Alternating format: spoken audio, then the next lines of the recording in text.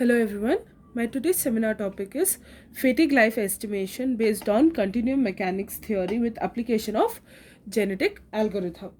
Now fatigue life in real components is a complex process having a large number of variables to deal with to avoid unwanted and critical failures. The reality of fatigue estimation technique depends on its ability to model damage due to non-zero superimposed static stresses, the degree of multiaxiality in the stress field, and effects of stress concentration phenomena. Fatigue life is difficult to estimate, especially in cases of cyclic or random multiaxial leading conditions, as damage depends on all of the stress components and their variations during the whole time period of load application. To make the results close to reality, the calibration of such an engineering fatigue assessment method should be based on pieces of experimental information that can be easily obtained through tests run in accordance with the pertinent standard codes. The stress analysis is conducted to correctly estimate fatigue damage by directly post-processing simple linear elastic finite elements models. So multi-axial loads, which can be uniphase, or it is also called as proportional or out of phase, that is the non-proportional, in phase or out phase, are common for many components and structures even under unaxial loads. Multi-axial stresses often exist through typical in phase due to geometric constraints as notches. Such multi-axial loads and stress states are frequently encountered in many industries, including automotive, aerospace, and power generation, among others. Many specific centers and researchers are dealing with this issue. However, still no unisexual solution has been found. In this paper, a few new fatigue life estimation model has been proposed with the capability of handling multi-axial loading conditions. So now let us see the method that is used over here. So now the model the evolution to model this evolution equations, we have used the method like parameters that required to capture the state of material under load in cases of various material and loading conditions. Strain-based models are considered for this study, and they are more robust in capturing high cycle fatigue and also low cycle fatigue, where plasticity may occur, and the models under study have either gained some degree of acceptance or are representative of a large group of related models. So cyclic shear strengths will help to nucleate cracks, and normal strain will exist in their growth. Now I'll consider an equation, that is delta y max by 2 plus yes the summation n, that is equal to 0.5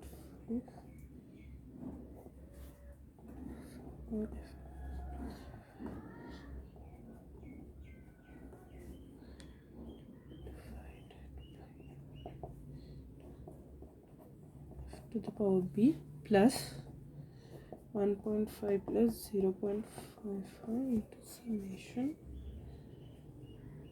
f and f c. Now where my delta y max is the maximum shear strain range, delta epsilon n is the normal strain range on the plane experiencing delta y max. S is the material dependent on parameter representing the influence of normal strain on material crack growth. NF is the fatigue life. Sigma F and the remaining constants are material properties having their usual meanings. Building on the work on Brown and Miller, Fatemi and proposed to replace the normal strain term by the normal stress, arguing the normal stress can be used to describe mean stress and non-proportional hardening effects. Critical plane models that include only strain terms cannot reflect the effect of mean stress or strain path dependent hardening. So, this equation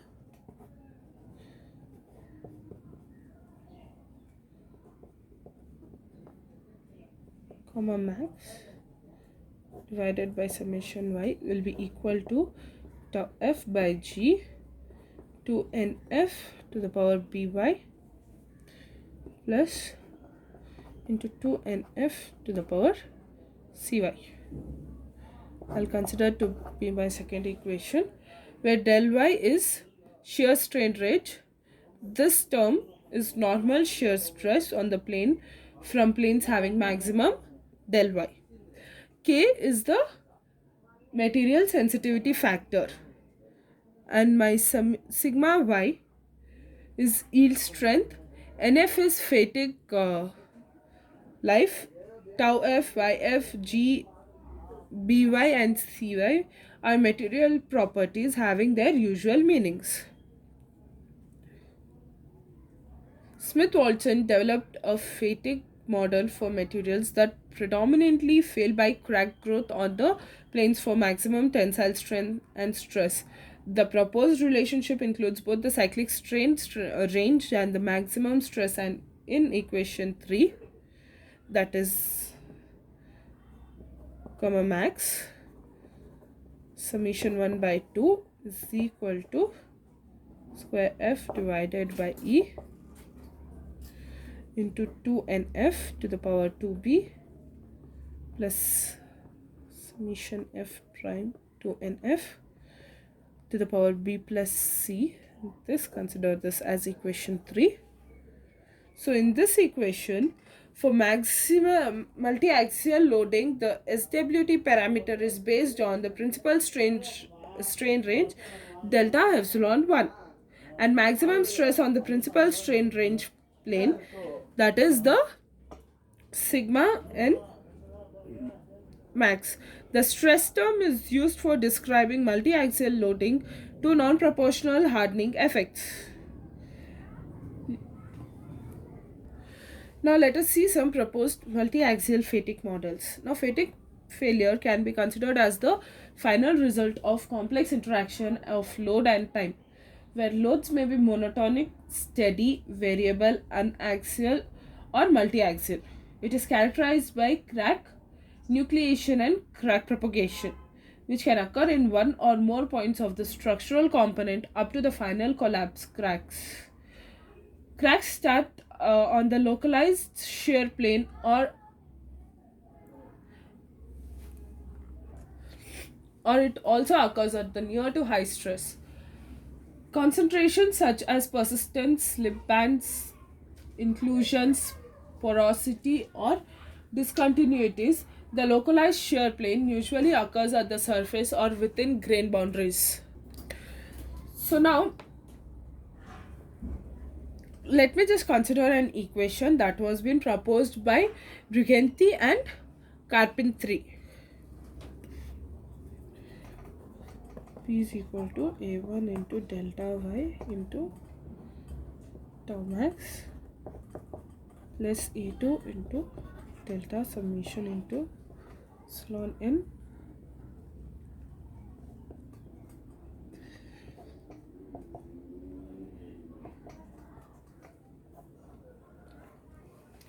where delta y and delta epsilon are the strain ranges, then tau max as well as sigma n max are maximum shear or maximum normal stresses, and these are determined on the critical plane. My P stands for the damage criteria parameter, and my A1, A2 and sigma L are material constants determined by calibrating the model against a known fatigue, life and load history.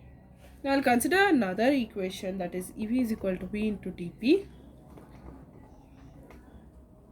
power m into tau max minus tau m divided by E.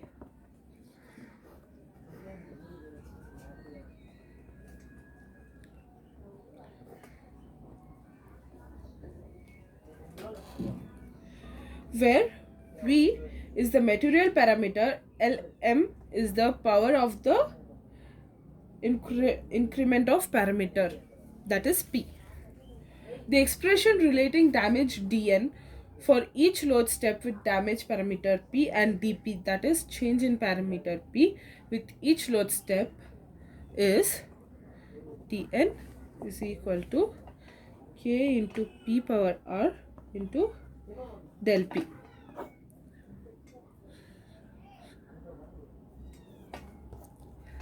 Now in fifth equation,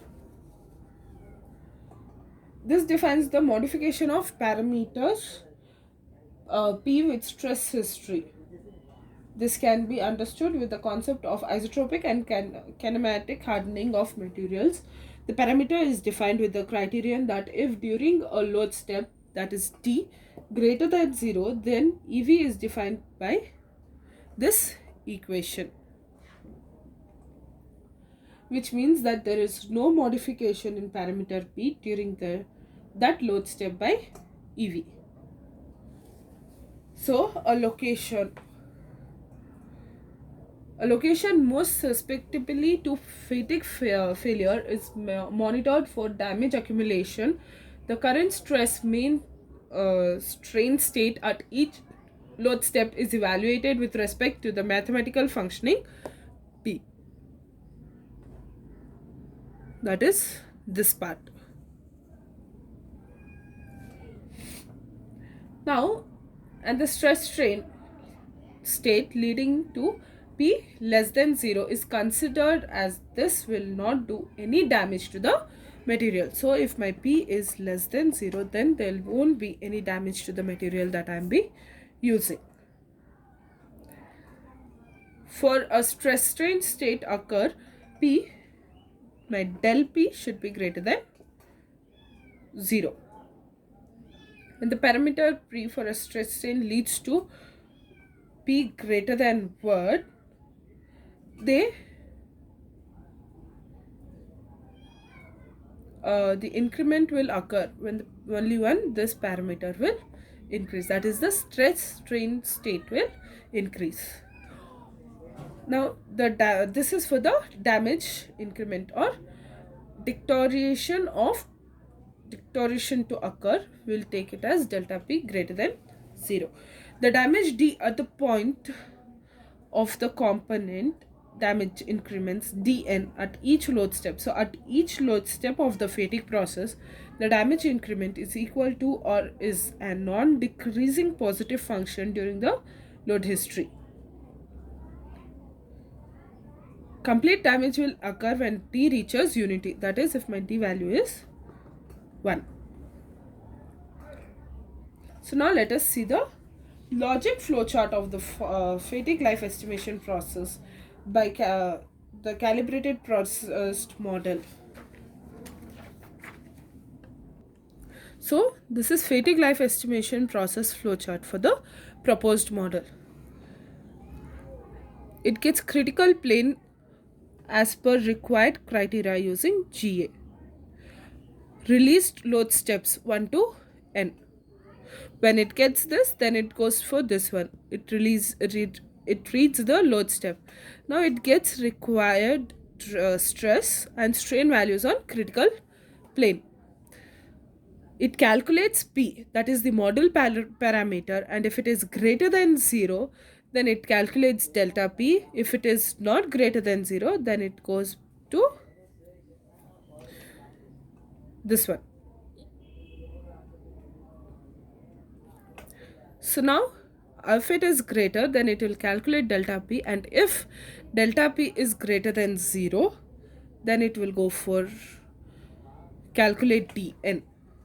and if it is not greater than 0, it goes for return n.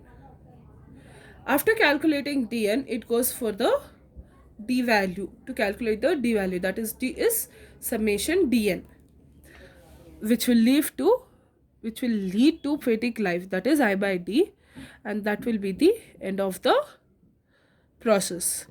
And if delta p is greater than 0, then it will also read the evolution of stress function calculation, which again leads to p. So this is the required flowchart. So now I'll take a C40 test specimens FEA model and applied loads on specimen, that is the C40 test specimen. So we are just doing it a C40 steel. So this is the required C40 test specimen. This is steel, where this point A is the fixed support, C is the momentum acting on it, and D is the force applied to it. Now we'll look into the details of this.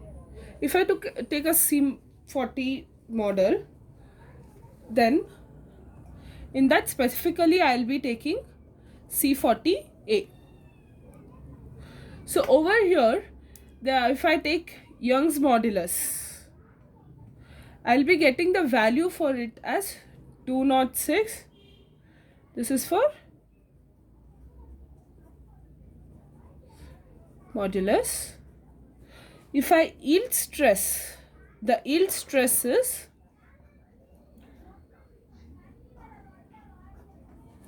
537 MPa. Now I'll see the ultimate tensile strength. My ultimate tensile strength will be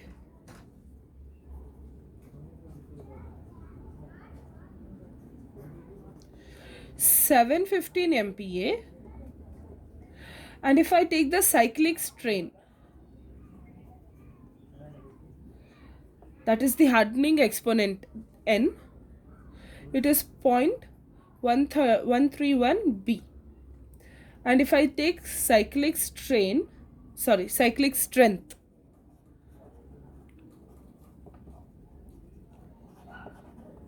coefficient K, that is 915 B. So the result says that the CRTPL is del y into tau max plus del summation into sigma n max. The proposed model is implemented by performing FEA to calculate the stress state at the notch root surface of the specimen, as the notch root is the most susceptible region for failure.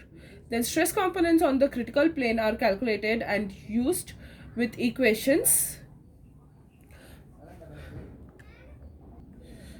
The fourth equation and the GA tool to estimate the coefficients of the proposed model to estimate the fatigue life. Two sets of fatigue life are predicted, one with calibration point CP1 and the second with two calibration points CP1 and CP2. So my first calibration point is CP1 and my second calibration point, I'll be using two calibration points, so it is CP1 and CP2, where the coefficients for each load step are interpolated between the coefficients of the calibration points. So now let us see a table that contains the experimental load and fatigue life of C40 specimen having notch results 0.5 mm. That is 0.5 mm. My sigma A divided by tau A is 1. So the table is, so if you look at the table, this is the normal shear stress at net area. This I am speaking about the C40 specimen, the load ratio, phase difference, cycles to failure.